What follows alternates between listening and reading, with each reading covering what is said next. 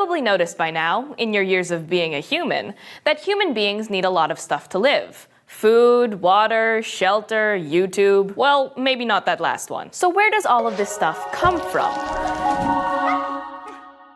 Why, it comes from our very own Earth. We live on a planet that has all of the stuff we need to survive. There's fresh water to drink, fruit on trees, and wood to build our houses. Convenient, right? We call this stuff resources. Because humans need so many of these resources to live, it's easier for us to form communities, like cities or neighborhoods, where these resources are plentiful, so we don't have to travel long distances to find them on our own. That's why you don't normally see big cities in the middle of deserts, where there's no water, or at the top of freezing mountains, where there's no food. Think about your own town and where it's located. If it's close to things like water and agriculture, that was probably no accident. Humans and other animals tend to thrive in places that are near the resources they need to survive.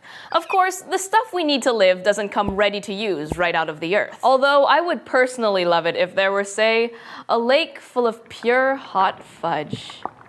But in order for us to use the resources around us, we have to transform them first. Because I'm kinda hungry right now, let's use food as an example. In fact, let's make a cake. Think about all the ingredients that you need to put together in order to bake one of these delicious treats. Let's start with some water. The water that comes out of your kitchen faucet most likely came from rivers and lakes around your town.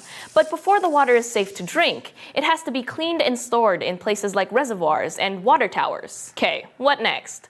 Flour, eggs, sugar, and milk. These ingredients, and a lot of the other foods that we eat, have to be cultivated, which means grown on farms, before they can be shipped to grocery stores. In order to do this, farms have to be where crops and livestock can live and grow. Alright, now we need to mix these ingredients all together. That means that our electric mixer needs power.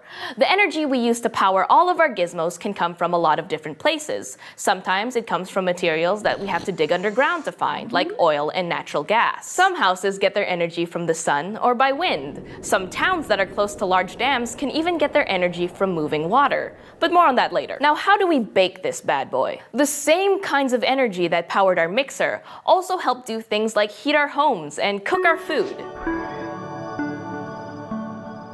So from start to finish, everything we use to make our cake came from the transformation of the resources around us. The effect the natural world has on our lives is immense, and something as simple as baking a cake shows that we wouldn't be able to live the way we do without the abundance of natural resources on our planet. And it doesn't hurt that the end result of those resources can be a cake. Let's role play.